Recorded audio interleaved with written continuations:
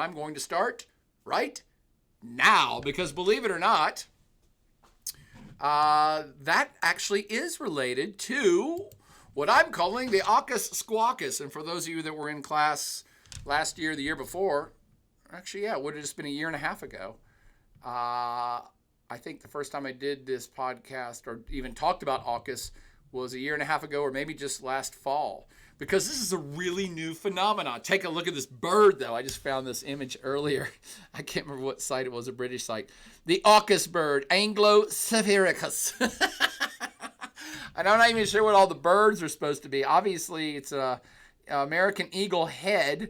I'm assuming like a kiwi bird, which would be Australia. But, of course, Great Britain is supposed to be involved here, too. So I'm not sure what component of that bird is the UK, but maybe some bird experts out there know what this bird is. But I'm going to tell you what AUKUS is. How about that? And of course, Michael 5000. Of course, banks shouldn't invest other money like that. They do have to invest some money, Michael, but you don't invest it all, and you don't invest a majority of it in risky behavior. That's the big problem. But what the hell is AUKUS? What is this AUKUS squawkus that I'm squawking about? Well, and we can go through this quickly. It's 8:25. We can do this in 20 minutes. I doubt. But for those of you that follow the news on the daily basis, welcome back from spring break. And let's get to it and do it because this is the newest of the new of international organizations out there that has a bit of a future, according to, I don't know, me. And lots of other analysts out there because the world, it is a-changing, my friends. And a lot of the classic international organizations are currently not failing, but restructuring, realigning because of the rise of China. I'll pick on two specific things for those of you that are in this class and going to take a flash quiz on this material. There are two particular things that have happened literally in the last year to a decade. 2 decades to just the last year, and that is the rise of China in the last 2 decades into a world global power, and one that is increasingly aggressive. Not a judgment call, not making fun of China, but increasingly aggressive militaristically, increasing its military by leaps and bounds, and I have no problem with that. All major powers do, but also increasingly claiming territories beyond classic China or recognized sovereign state China. And there's no other way to describe that except aggressive. Aggressive behavior has prompted other international organizations, other countries, and other international organizations to respond one way or the other, to either acquiesce, to weaken their own institutions to make way for China, or to strengthen themselves. And the other thing that's occurred that's exponentially influenced the rise of AUKUS is that thing we call the Russian/Vladimir Putin's invasion of Ukraine. And these two things in tandem have served to weaken the previously accepted international organizations that we've come to know and love since World War II. Namely, things like NATO. The first one would be like the United Nations, which has grown significantly weaker because of the rise of China and Russia's invasion, which has served to basically say we don't care about the modern sovereignty laws. We don't care about international law. We don't particularly care about the UN. I'm speaking on Russia's behalf because they don't care about any of that because they have broken all the modern norms of international law and sovereignty. So things like the UN have taken a hit. Things like ASEAN, a trade bloc in Southeast Asia, have modified themselves due to the rise of a powerful China. I see a pedestrian of the apocalypse. Welcome back, pedestrian says eagle for the U.S., ostrich for Australia. Are ostriches from Australia? I don't think so. Ostriches are African. Somebody go look that up. And the robin for Britain. The robin I'll agree with. Pretty sure ostriches are of African origin, but I am not a, what do you call the bird specialist? Ornithologist. I'm no ornithologist, but somebody go Google where ostriches are from.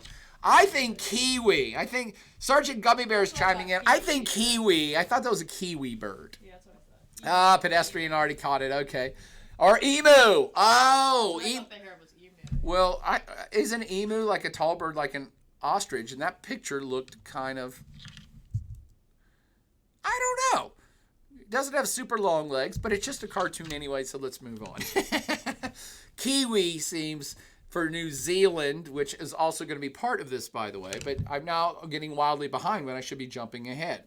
So my point is rise of China and Russia becoming more of a rogue state like, say, North Korea. And rogue states are ones that just don't care about international law and don't particularly care about the United Nations and don't particularly care about playing nice with others and ignore international norms. So Russia, the biggest country on planet Earth by size and the biggest nuclear arsenal on planet Earth, has gone rogue. And so that has thrown into question things like the United Nations, ASEAN, which is now reformatting itself because it doesn't want to piss off China. Lots of trade blocs have been rattled and are going away, especially South American trade blocs are kind of in tatters. However, other ones are now rising. Other international institutions are rising to meet these new challenges to them, by the way, not to me. And NATO has galvanized itself, for any of you that have seen former podcasts from me in the last 6 months about Putin's invasion of Ukraine. The biggest repercussion of that has been NATO has gotten stronger, and it's probably going to grow. And that brings us to AUKUS, another brand new international organization that is going to be around for a while, and it's going to make a big splash, and it already has. So what happened earlier today in San Diego, California, I would ordinarily say sunny San Diego, California, and the sun does looks like it's shining there, but isn't California's currently getting hit by snow and torrential floods and lots of other things. But it was sunny in San Diego. And what happened in San Diego today was the leaders of the United States, Great Britain, and Australia all met to unveil landmark submarine deal between these three countries. And what this headline is saying is, Biden took his most aggressive step yet on Monday to counter China's military expansion in the Asia-Pacific region. For those of you in my class, jot that down. One of the main reasons why this is happening is to counter China's military expansion in the Asia-Pacific region, formally unveiling plans with Britain and Australia to develop and deploy nuclear-powered attack submarines. Not nuclear-powered peaceful submarines, nuclear-powered attack submarines. Nuclear-powered submarines are quite distinct from conventional old-school diesel-powered submarines in that they run quiet, they run deep, and you can float it right up to the coastline of a country that you want to threaten / intimidate / attack. So this particular technology is a game changer. It has been during the Cold War. It continues to be today. It's a very, very big deal. Now, I subtitled this the AUKUS Squawkus and a Team Anglo arising. What do I mean by that? Because this is more than just sharing a technology. In fact, that wasn't even announced a year and a half ago when this whole AUKUS thing was formed. And for those of you that haven't got the acronym yet, AUKUS, AU, Australia, right? US, United States, UK, United Kingdom. So AUK is Australia, UK, and US is us. AUKUS. 3 countries, 1 acronym, fun times. Why is Biden taking the rare step of sharing nuclear submarine tech with Australia? And a year and a half ago when this story first broke, by the way, France was furious about this, and it caused a big squawk, which is why I turned it into the AUKUS Squawkus. And there was rumblings within NATO that this was going to cause a big rift between France and other NATO allies. It was going to cause a big rift between France and other European Union members. They felt like this was a secret agenda had gone on behind the scenes. They were right, by the way. And I should say, had the world not changed at all in the last year, France could likely be going in a different direction. France was wildly pissed off about this a year and a half ago. They got sidelined because they were supposed to have this big nuclear deal with Australia themselves. They were supposed to sell, I think, $66 billion worth of subs to Australia. And that got thrown out the door without their consultation by their own allies, the United States and the UK and Australia. So France was plenty pissed about this. And had Vladimir Putin not invaded Ukraine and changed the whole world, I could very well have predicted that France would have retracted from its leadership role, not just in the EU, but from NATO. But I would have been wrong because Vladimir Putin invaded Ukraine and actually strengthened NATO. So it was a big squawkus a year ago, and the squawk part has gone away, but this is still a very important thing for you all to know and understand what it's all about, because it is a sign of a new global order, and that order is a rising Team Anglo, and I'll get to that by the end of this podcast in the next 20 minutes. So this started mere a year and a half ago. We have exact dates on this, September 15th, 2021. AUKUS might have been mentioned before this point, September 15th, 2021, but it wasn't really part of the common vernacular. I mean, news stories weren't out there already involving AUKUS. To my knowledge, they hadn't had any big meetings. But what had happened was, as I suggested, there was supposed to be this big French sale of, and this was a sale, it wasn't a donation, strictly business, selling Australia $66 billion worth of old school subs, by the way. And what happened in some secret meeting behind closed doors, I could look into it further, but it doesn't matter. This is what happened.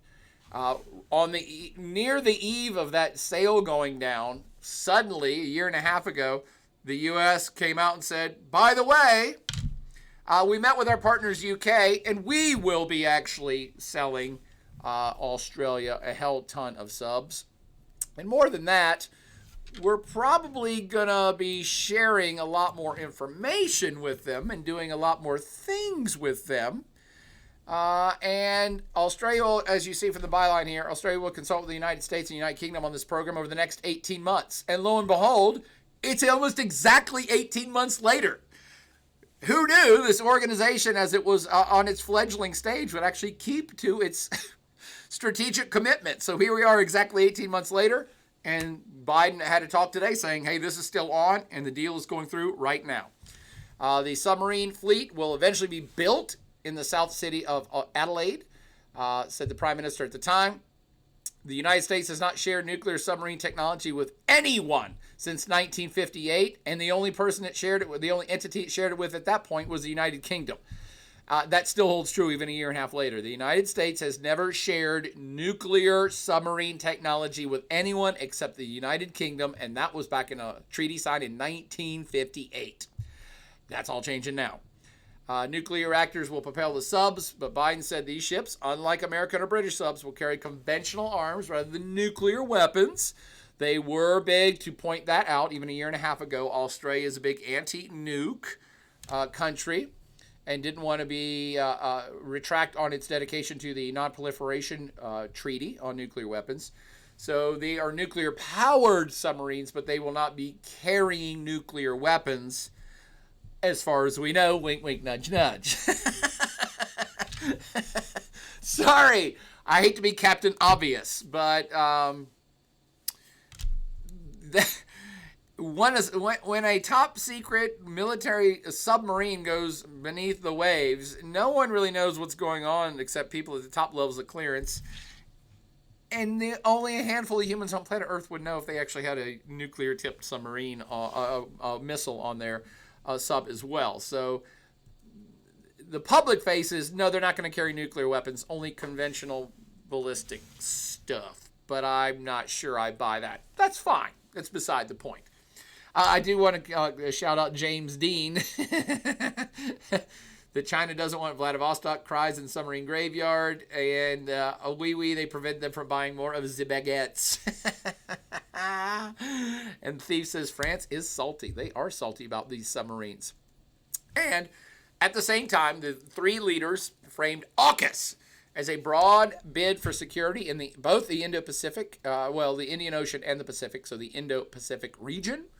And all said China is likely the key driver of this agreement. In recent years, China has rapidly expanded its navy. By the way, China has rapidly expanded all of its military branches, grown more assertive in its claims outside of China proper. That means particularly the South China Sea. Please look at the South China Sea on that map. China has now for a decade or more said that entire South China Sea and every drop of water in it, right up to the coastlines of those other countries, all of that belongs to China. All of it. And China controls it all. We own it all. No one else can even sail a ship without asking our permission. The airspace over it is Chinese. All the water in that South China Sea is ours. All the mineral resources and oil underneath the water is all of us. Anything in the seabed, it's all China, China, China, China. It's all China all the time. It's ours. No one else in the world really believes that, but China keeps beating that drum and beats it very loudly because, again, it's gotten much more aggressive lately saying, hey, what we say goes in this part of the world. There's not even a whole lot of historical evidence. And by the way, if you said this in front of Chinese citizens, they would immediately label me as, I don't know, some U.S. hack that's touting propaganda. But that's because they're only fed news that their government gives them. So, anybody younger than 60 years old has grown up only with the knowledge that the Chinese government has given them and only with the history that the Chinese government has taught them. And so Chinese people, all 1.5 billion of them, believe that the South China Sea somehow magically, historically has always been theirs, which there's no great historical lineage of that being true. They believe Taiwan has always been theirs. And it's like, well, that's a stronger case, but only in the last 500 years. Many of them say Tibet has always been theirs. And it's like, that's also a little shaky that China has always owned Tibet. So don't try to argue any of these territorial points with Chinese citizens because they will devoutly tell you, repeat all the lessons their government has told them that, no, these have always been ours since God or the Chinese equivalent of God, be it Xi Jinping at the moment, from the peak of the universe, tapped China and said, all this is yours, and it always has been. Sorry, that sounded a little simplistic and derogatory. It was meant to be. Don't always believe everything your government says. I don't believe much about what our government says. One should be leery of theories that say, this has always been this way for 10,000 years, and I don't need any proof. Okay. So China has increasingly built up its military presence in the South China Sea, its military presence in its own territory, and claimed more and more stuff outside of its sovereign borders as recognized by the rest of the planet since World War II. You also might remember this started during the Trump years, that they've had Trump-era tariffs, a trade war that Trump actually started, and most of us in the country kind of think it was a logical play. What's also not listed here is the continual uncovering of Chinese corporate spying and Chinese university spying. And again, I'm not anti-Chinese. These are well-reported news stories. I'm not raging about countries doing what countries do, which is spy on other countries. But this is now part of a bigger picture that I'm painting here of. This is more of a now global power China that is continuing to flex its muscle and push its agenda outward from, again, China proper. Now, the other thing you do need to know that China's, on top of China's claim to the entire South China Sea and all things in it, they also have something called the Chinese island chain strategy, or you could say China's island chain strategy. Look close at this map for one moment, please. The Chinese island chain strategy, and this is, something built by the government itself, is the Chinese government, not ours, or not mine. The Chinese government's island chain strategy is, you see it here outlined, first island chain, as denoted by that red line, labeled first island chain, is that everything on that first island chain line to China, 100% of that is ours. 100% of that is controlled by us. No one can even go into those waters without our permission. We consider that strategically part of China, and if anybody ever goes in there, we give ourselves the right to blow you out of the water, including airspace. If airplanes fly over the South China Sea, we give ourselves the right to blow them out of the air. This is our territory, in other words. The second island chain is strategically no one should mess in the waters between first island chain and second island chain because China considers that threatening. That's just the, hey, wait a minute. Anybody who's thinking about crossing the second island chain into those waters should probably ask our permission first. They're not saying they own it. They're saying strategically and defensively, you shouldn't mess around there because that makes us nervous. And we might be patrolling boats and airplanes a lot there from now on till the end of time to make sure you understand that China is projecting its strength to that second island chain and that no one will be doing anything between first island chain and second island chain that we don't approve of. That makes sense? So first island chain to China's mainland, territorially, China says that's ours. Second island chain to first island chain, defensively and strategically, no one else should probably mess there, and China will dominate that area. Does that make sense? Okay. M. Waffer says, why does China want all this land? Two reasons, as outlined by the Chinese government. One, historically, they are our lands. What do you mean? Why do we want our lands? Because they've always been our lands. That's their argument with the South China Sea, although, again, there's not a lot of historical documentation on that. But Chinese government says we have always owned the South China Sea. Always. Since before time. We've owned it, and so it's ours.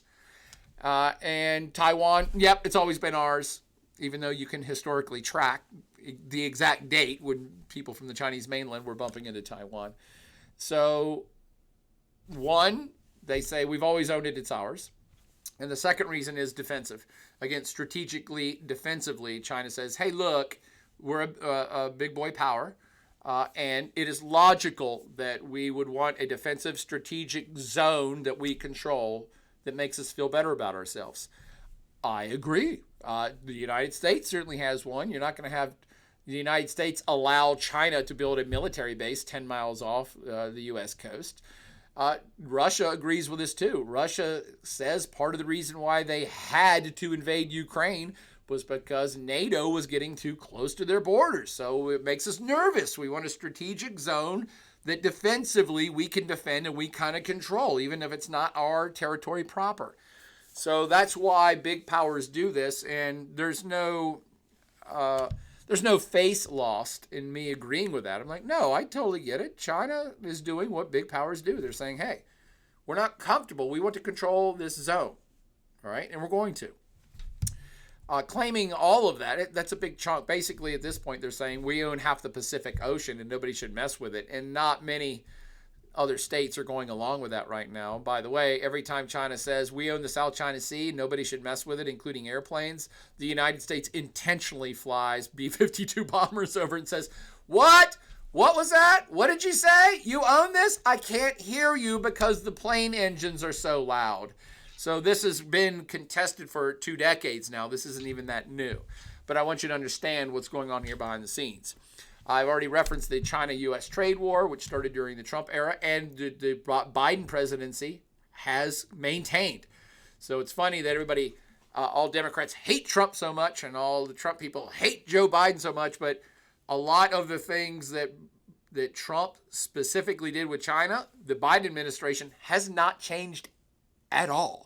And virtually all people at the tops of, say, the defense departments and the state departments, and not just in the United States, but in the EU, most of the top kind of strategic defensive military folks all agree that, yes, China is going to be the biggest challenge for us in the 21st century. So all of this is logical, and none of it is specifically saying China is bad. They're just saying, no, they're a rising power that is expanding aggressively, and we will, react to that. And that's what you're seeing with the trade wars. By the way, China and Australia have been having a trade war. China cut off Australia entirely over several comments that were made, and I think that they knew Australia was going to join this AUKUS group, so there's been an ongoing trade war between those countries. But let's now summarize really quickly and get back to finish this off. A year and a half ago, when this strategic thing was announced that Australia, the US, and the UK are going to work together and share submarine stuff, it caused a big squawkus because, again, France was supposed to have been the one selling the $66 billion worth of diesel-powered, I believe, submarines to Australia. And they were left out of the talks altogether. And France, of course, sees itself as a world player itself. It sees itself as a major power in the EU. It is. It sees itself as a major power in NATO. It is. So it rightfully was a little ticked that it was left out of the negotiations altogether from its own allies. And it's announced that China denounced the whole thing as irresponsible, that hey, world, look, the U.S. and the U.K. are trying to dominate us just like they've dominated the world, and they have no reason to do that because China is so peaceful. We're so peaceful. We're never going to do anything, which, again, it gets comedy. It's all high comedy when you hear these reports from major powers that, oh, you're going to do something bad. We're completely 100% pure and as a driven snow. We've never done anything, and the other entity's bad. And the other entity's like, what are you talking about? We didn't do anything. You're the bad ones. This is what Russia said. We had to invade Ukraine because they are full of Nazis. They were going to attack us. And you're like, what world do these adult humans live in that they can say this stuff with a straight face? So China got all pissed off about it, saying, we're the most honest humans ever, and we're not doing anything besides claiming half the Pacific Ocean. And France said, well, all this was irresponsible because we were left out of it. We should have been. This is a terrible thing because we didn't get to sell them $66 billion worth of subs. And it's like, well, that's a little self-serving too. So all countries, especially great powers, are exceptionally self-serving. All of them are completely right. All of them are as pure as the driven snow. All of them have no sins. But you know what? The world goes on anyway. I'm sorry I've ignored comments too long because I was trying to get to the end of this, which is never going to happen. Let's see. James Dean says, oil and natural gas reserves in the South China Sea is worth a lot of money. Forget exactly how much, but I know it's significant. Yes, it is, but it's actually more important for China strategically. They are building islands and putting guns on those islands and building submarine bases on these man-made islands and doing all sorts of military maneuvers on these man-made islands and other natural islands they're claiming in the South China Sea. So to them, it's strategic, pushing their first island chain. Remember that? First chain theory. Got to claim all that and solidify it up first and have it militarily surrounded by China stuff. Therefore, China can say, this is ours. Stay out, or ask permission to go through it. Aiden on Twitch says, who supports China in this viewpoint? Russia, North Korea, the usual suspects. Nancy P22 says, why can't France join AUKUS? Like, if it was cheaper for Australia to get the subs from somewhere else, why is it this specific trade agreement? Well, because France wasn't invited to join AUKUS for starters, Nancy, and plus, it would just mess up the whole acronym, because if France joins, then it's FA, UK, US, and that sounds like a dirty word. Which is why they should definitely do it. Let's get to some specifics about AUKUS so we can perhaps answer some of that for you, Nancy. What I want you to also understand about this is there are repercussions beyond a straight submarine deal, and that's the real important things here. And we are looking at the birth of a new international organization, which I've now suggested 10 times, is going to be around for a while, and it's going to be a powerful one. It's going to be a powerful one in a part of the world that there's never been such an organization. What do I mean by that? NATO's got the North Atlantic Treaty Organization kind of wrapped up. That's the U.S., Canada, and virtually all of free Europe. That's why it's called the North Atlantic treaty organization. You don't have the equivalent of that, and you already know about NATO, and it's super powerful. Includes a whole bunch of nuclear powered nations. It's the best funded and best equipped defense organization / military organization on planet Earth, possibly in the history of planet Earth. It's a big deal. You don't have that in the Pacific. You don't have that in the Indian Ocean. You don't have that in South America. You don't have that in Africa. So this is a very NATO-esque. It's, again, we're at the beginning stages of this, but it's a very NATO-esque, seemingly defense pact that involves some major players, but expanding to the Pacific and Indian Oceans, which has not happened before. Other repercussions that it gives post-Brexit Britain, its moment on the stage. So, hello, how are you? The UK finally gets to stand up and put its big boy pants on and say, hey, look, we're still an important power. We're still great. We're still meaningful because we're in this pact with the United States, the world's global dominant military power, and we're big boys now too. And Australia, again, on the other side of the planet, a former British colony, also is like, hey, we're getting attention. We're joining a big boy global pact as well. And what does it mean to France, the EU, and NATO? This means less. Remember, I gave this slide I originally built a year and a half ago when the story broke. And it, at that time, looked like, well, France might break with the EU, or at least step back. France might break from NATO. France might break its relationship with Australia. France was going to have all this tense relationships with the UK for being part of this seedy backroom deal. However, we can now flush that whole slide away because Putin's invasion of Ukraine re-solidified NATO and re-solidified the EU and re-solidified French and British connections, and none of that has come to pass. And so I've not heard France even utter anything about AUKUS because now it's part of a strategic bigger whole for what I call Team West, Anglo America, if you like. Now, what this deal means for Australia is this is the most impacted nation, by the way, of all of this. Australia being the smallest country involved in this. I don't mean territorially, the UK's smallest square footage. But Australia, what do they have, 10, 12 million people?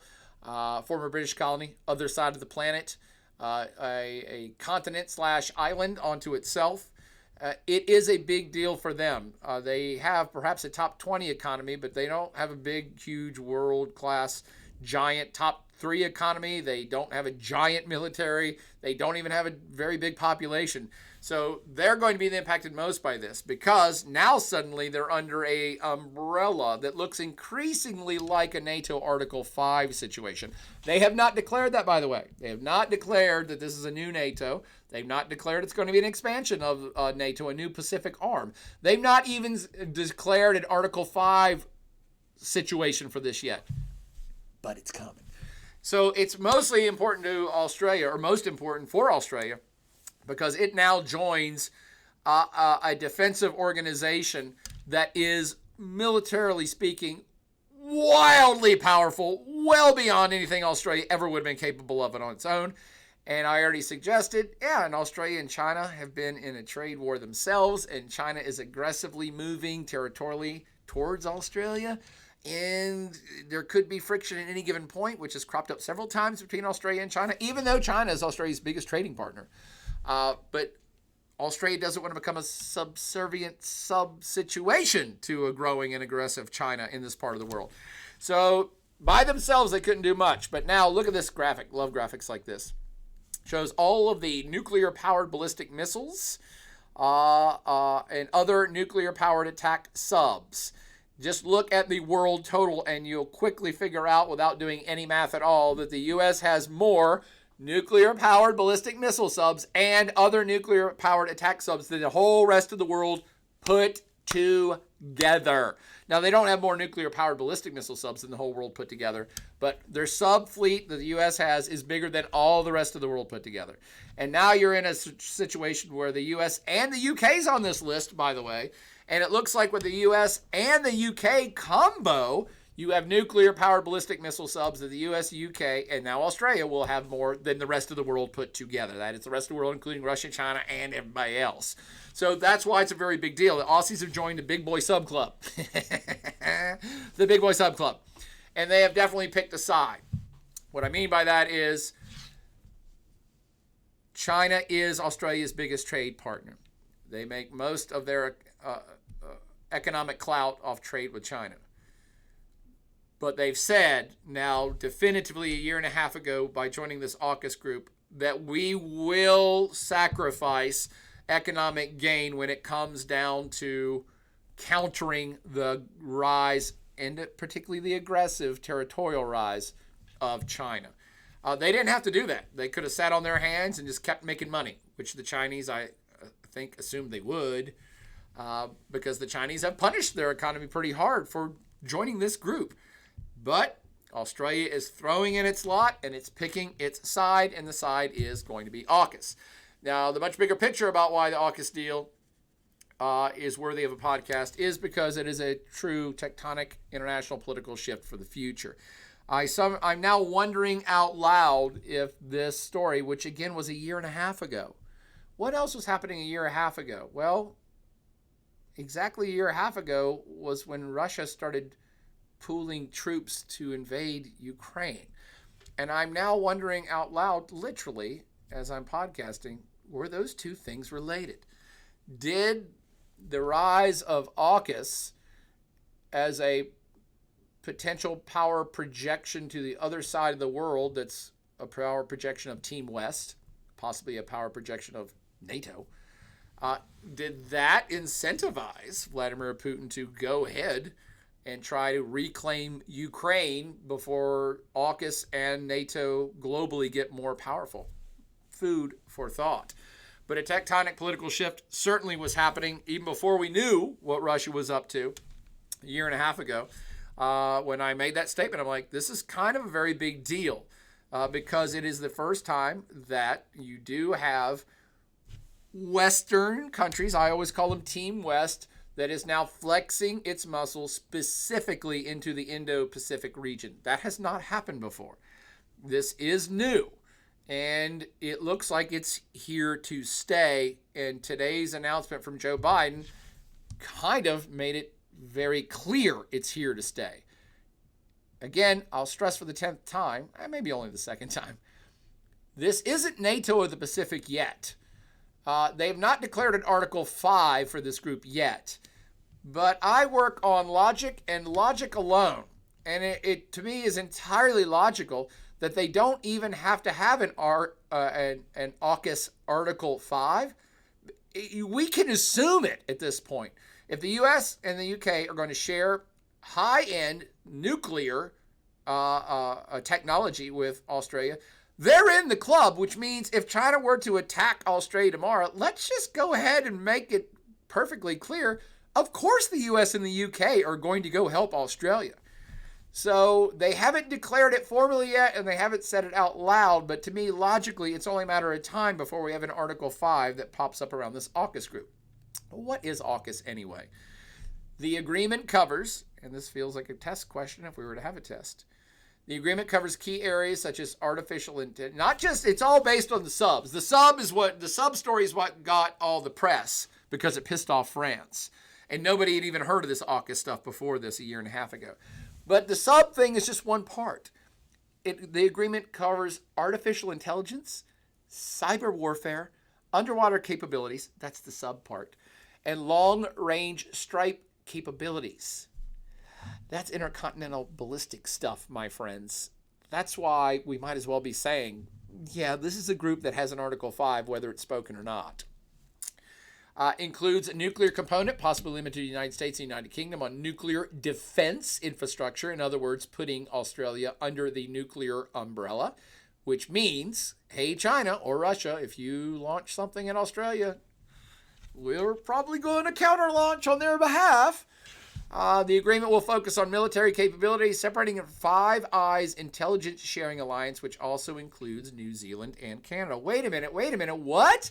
Five Eyes? Boyer, what the hell is Five Eyes? Hang on, I got two. And now I got 4, but I don't got 5 eyes. Does anybody know about this group that's been around for a long time? I love the Five Eyes. I want to write a novel about Five Eyes. Somebody should start a whole new James Bond series that's set in the Indo-Pacific that's based around Five Eyes. And so, in brief, Five Eyes is an intelligence alliance comprising Australia, Canada, New Zealand, United Kingdom, and United States. Wait a minute, that's AUKUS plus Canada, New Zealand. These countries are parties to the multilateral UK-USA agreement, a joint cooperation in signals intelligence. Signals intelligence, created just after World War II. I can now summarize. I don't need just to read that in front of you. It's an information sharing network between these 5 nations. What kind of information? Spy type information, secret type information. We're spying on everyone type of information. So formed up in 1946, U.S. and UK agree unrestricted exchange of intelligence on communications on foreign nations. There you go. That's the spy stuff. So literally, the year after World War II ends, the U.S. and UK said, you know what? We're allies. We're buddies for friends. We're going to share all intelligence on foreign nations, unrestricted, always, all time. Now, whether that happens, they probably keep some secrets from each other, but not many. Let's see. Cold War. During the Cold War, Canada joins the alliance in 1948, followed by Australia and New Zealand in 1956. So you're looking at an organization with all 5 members that's been around since 50, 70 years, almost 70 years, and you've never heard of it. They've got that little picture in the bottom corner there is I think that's in the center of Australia, those big dome things. They pick up like every radio signal, every information signal, every wireless internet connection signal across planet Earth. They've got a whole network of these things all over planet Earth, and they do share intelligence. It's an intelligence gathering group that you've never heard of. I love it. Okay. Add to that, for those fans of world regions that still follow me and took this in times past, I'm not sure I've talked about the Quad yet in this class, this semester. Add to AUKUS, you add New Zealand and Canada, and now you've got 5 eyes you're adding in. And add to that the Quad, the Quadrilateral Security Dialogue, a.k.a. the Quad, is very new as well, only since 2007. Where the democracies, let's call them the democracies of the Indo-Pacific region. I keep stressing the Indo-Pacific region because NATO's got everything over there on the other side. This is the Indo-Pacific region. And the Quad is strategic dialogue between the U.S., India, Japan, and Australia. What's the common tie? They're in the Indo-Pacific region, and they're all pro-free capitalist, pro-individual human rights democracies that China would be quick to point out surround China. That's also true. So China does have some reason to fret about these things, and fret it does, because it sees all of these groups from the Quad to the Five Eyes to now AUKUS as Western players, even though India is not Western, but it sees these groupings as covertly and overtly forming up to counter their growing influence. And that is correct. No judgment call on my part. That is correct. Many of these organizations say openly, hey, we're worried about the growth of China. We're worried about an aggressive growth of China, so we're going to work together to make sure that we can either counter that growth or check that growth a little bit so that we don't all get subsumed or consumed by a growing China. It's countries doing what countries do, looking out after themselves and aligning themselves with other countries with like interest and like motivations so they can support each other. No surprises there. Add to that the Asian axis of democracy, which also starts to add in a few other places that are democracies. Indonesia's pretty much a democracy. Japan, South Korea, democracy. India, democracy. So now we're expanding to other Asian countries that also surround China, but are firmly in the democracy category and want to keep it that way. So they're going to support each other. This group hasn't done a whole lot, but they do have meetings to support each other's democracies and to keep them thriving and growing. So to finish up, we have Five Eyes plus the Quad plus Asian Axis of Democracy plus this new thing called AUKUS. And what I say is we have a Team Anglo arising as the cornerstone. Team Anglo, English-speaking Western countries that are the core of Team West itself, and some of them the core of NATO, that are now reaching into and solidifying their situation with new international organizations in the Indo-Pacific region. So Team Anglo, the English-speaking parts of Team West, the UK, the US, and Australia. That's what I call Team Anglo. That are the cornerstone of an Indo-Pacific, China-containing collaborative defense and security crew. And that's what Joe Biden was talking about earlier today. So to finish up, back to where we started. What do they meet about today? Almost exactly 18 months later, after they had that whole submarine squawkus. They firmed up commitments. Let me stress for the second time. And the first time in 65 years, the United States will share technology at the heart of its nuclear submarines, allowing Australia to build powerful war machines that will grow into fleets capable of facing off with Chinese subs in the South China Sea. That sea rings a bell, does it not? From just this podcast. Initially, Australia will buy 3 of these submarines, like the Missouri, which is the USS Missouri, is the submarine sitting behind Joe Biden in that picture. And eventually they will be encouraged and facilitated by the US and the UK to build their own. As I already suggested, nuclear submarines can stay underwater longer, travel further without surfacing. They run quiet, they run deep. Substantial upgrade over the whole 6 diesel-powered Australian fleet of submarines, which is all going to be decommissioned soon. And this, to me, is why France hopefully has swallowed the bitter pill on this, because France was going to sell them old submarines. And given modern warfare and the future of modern warfare in the 21st century facing off against China, those submarines simply weren't going to be of much use to Australia, and certainly not to AUKUS, and certainly not to Team West as a whole, of which France is part of Team West. They might not be invited to be AUKUS, but they certainly are part of Team West. France actually holds territories over in the Pacific still, holds islands, and they are going to be asked to become partners of AUKUS and to facilitate the nuclear submarine fleet in the Pacific, of which France has some themselves. So I believe they're over their anger now. They just got mad immediately when it looked like a $66 billion deal got blown simply for economic purposes. I believe they now probably understand, this is much bigger. And this probably in the long run will benefit France, who will be encouraged to build more submarines themselves and to partake in exercises over in the Indo-Pacific region. And that will make France feel better about itself, because it will be back in the big boy league of countries once more. And that's what it really wants. Doesn't every country want to be in the big boy group of countries? So the deal is, this is a new big deal because Australia is joining this league of very few countries on planet Earth that will have nuclear-powered submarines that have wildly increased strategic value to Australia itself, but also to Team West.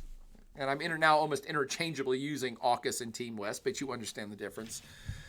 And because the U.S. is sharing its top secret technology with them, we can assume Australia is now under full protection of the United States should a full-on war occur. They probably would have been already, but now this is getting real. Once the United States starts sharing top secrets with you, yeah, you're in the club, and we're going to take care of you.